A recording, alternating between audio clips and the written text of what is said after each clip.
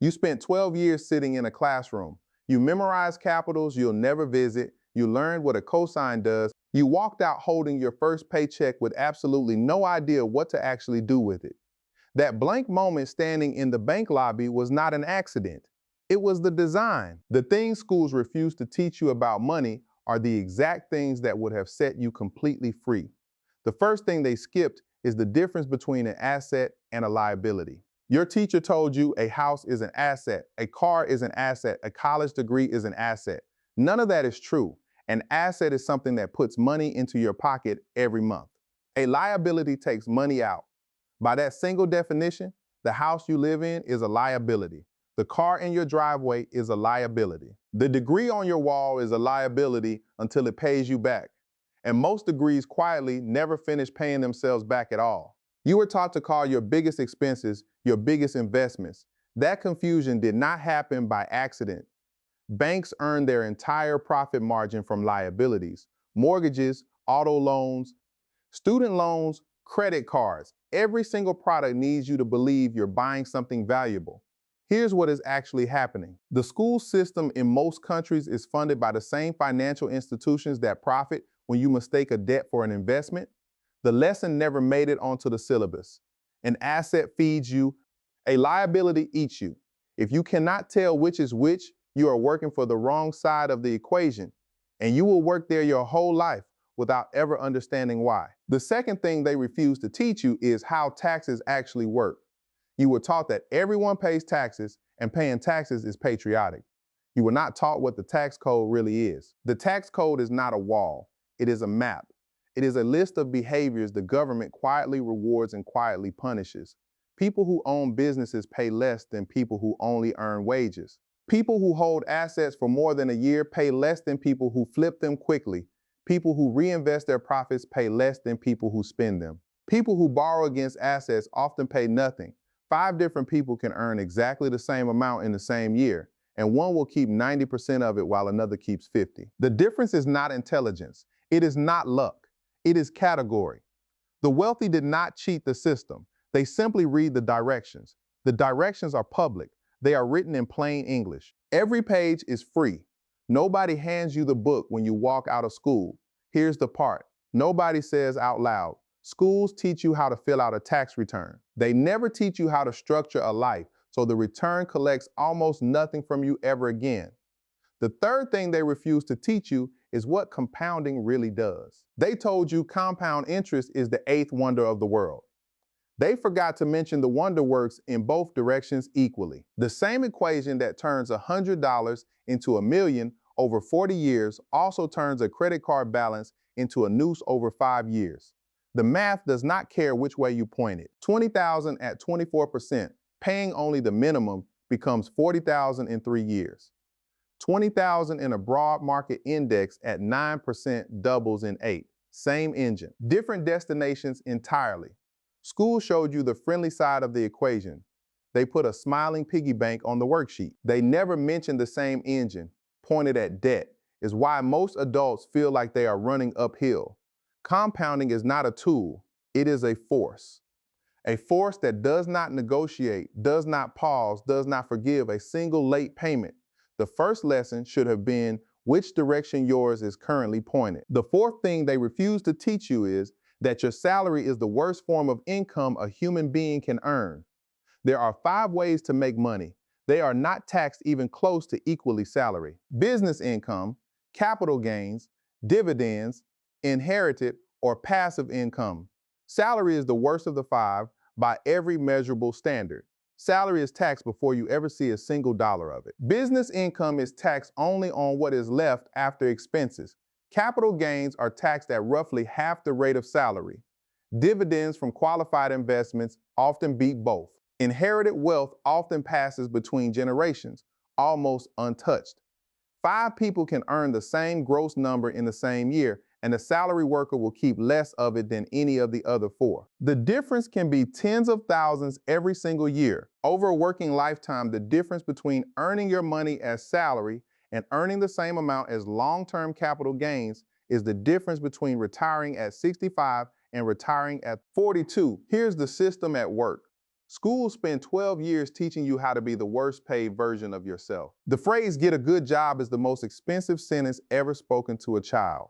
A good job is still salary, and salary is the category designed to be drained first by the government and last by you. Nobody at the front of any classroom you ever sat in told you that. The fifth thing they refuse to teach you is that inflation is a tax you never voted for. Every year, the money sitting in your savings account loses 2 or 3% of its purchasing power. The bank pays you back 0.4% and calls it interest. Your statement looks identical month to month. The number on the screen does not move, but the bread costs more, the rent costs more, the fuel costs more. Your money is quietly dying inside the account that was supposed to protect it. This is not a glitch in the system. This is the system functioning exactly the way it was designed. Inflation is how governments fund their spending without ever having to pass an unpopular tax bill. The wealthy hold assets that rise faster than inflation. The salaried hold cash that loses to inflation. Same activity, opposite outcomes. Here's the part the textbooks left out. The people who benefit most from inflation are the same people who quietly decide what gets printed inside the textbooks. Holding cash is paying a tax no senator signed. The sixth thing they refuse to teach you is that debt is a tool the rich use against the poor. Wealthy people borrow at 3%, secured against assets that grow at 10. The gap is pure profit. Poor people borrow at 24% against things that lose half their value the moment the receipt finishes printing. Both groups are using debt. Only one of the two groups is using it correctly at all. A car loan is debt against a depreciating object. A mortgage on a property that pays rent is debt against an appreciating object. Same word. Opposite outcomes. Same instrument. Wildly different results in every direction. The credit card industry would collapse in a single quarter if schools spent 2 weeks teaching the mathematics of revolving balances. So they do not. The cards stay in wallets. The interest stays compounding. The industry stays profitable. You were never told that the same instrument that bankrupts the unprepared is the same lever the prepared used to buy entire buildings. Both groups walked into the same bank. Only one was ever handed the manual. The seventh thing they refuse to teach you is that your time is the only asset you cannot buy back. Schools taught you to trade your hours for dollars and to consider that arrangement perfectly fair. They did not teach you that every wealthy person you have ever heard of stopped trading hours as fast as they humanly possibly could. The wealthy own things that quietly earn money while they are sleeping at night, buildings, businesses, portfolios, royalties. They wake up richer than they went to bed. You were taught to clock in. The clock is the trap. The clock is the entire trap from beginning to end. Here's the system. A factory that loses workers loses profit. A nation that loses salary taxpayers loses revenue. The clock is not for you. The clock is for them. The day you see that, you're halfway out. The eighth thing they refuse to teach you is that financial freedom is a number, not a feeling, not a vibe. One specific calculation, the exact moment your investment income equals your monthly expenses.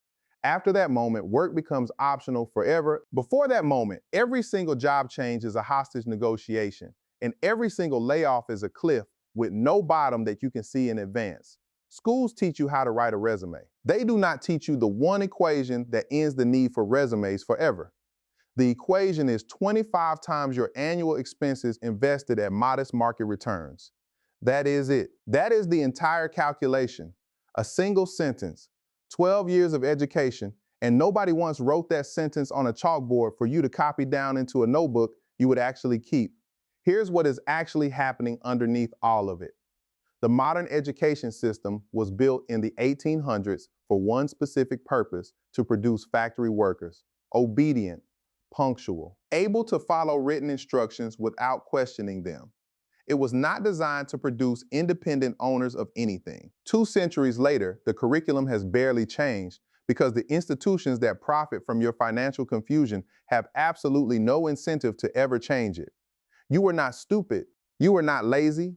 You were not the problem in any of those classrooms. You were taught the wrong subjects on purpose by a system that needed you to stay exactly where you ended up. The cost of that silence is enormous. The average adult retires with less savings than what one single year of expenses looks like in their final working year. Most never own one asset that pays them anything. Most spend their last decade afraid of a phone call from a bank they paid into for 40 straight years. All of that pain was preventable. Every single piece of it from the moment you understood percentages. The reason it was not prevented is the reason most things are never prevented in this world. Somebody benefits from it staying broken. The benefit goes upward. The cost stays right where you're standing right now. But here's the strange part. The entire missing curriculum fits on a single page. You do not need a degree to understand it. You do not need a tutor. You do not need permission from anyone. Spend less than you earn. That is rule one. It sounds boring. It is the most powerful sentence in personal finance. And 90% of adults reading this break it before lunch on a normal Tuesday. Buy assets that pay you, not things you call assets to feel better about owning. Real ones that send you a check or a deposit while you're at work, asleep, or on a beach somewhere. Use the tax code as written. The book is free. The directions are in plain English. Every wealthy person you have ever envied is using the exact same book. The only thing you were missing was the cover. Avoid bad debt. Use good debt with surgical care. Let compounding run in your direction instead of running you over. Replace your salary with investment income one slow brick at a time until the salary stops mattering. That is the whole secret. That is the entire missing curriculum. 12 years of school and the part that actually mattered for your real adult life could have been taught in a single quiet afternoon by anyone. Now ask yourself the harder question. If a curriculum this short could have changed your entire life, why did nobody hand it to you? Why was none of it on a single test you ever took anywhere? Because the system that failed you is not going to be the same system that fixes you. The fix is not going to come from above. It is not coming next year. It is not coming at all. Nobody is coming. Nobody was ever coming. The people in charge of the curriculum need you to stay paid by the hour and afraid of a phone call. That is the system. Now you finally see it. So learn it on your own. Start this week. Start today. Start with one page. What you were taught is not the same thing as what is true, and the gap between those two is your entire freedom.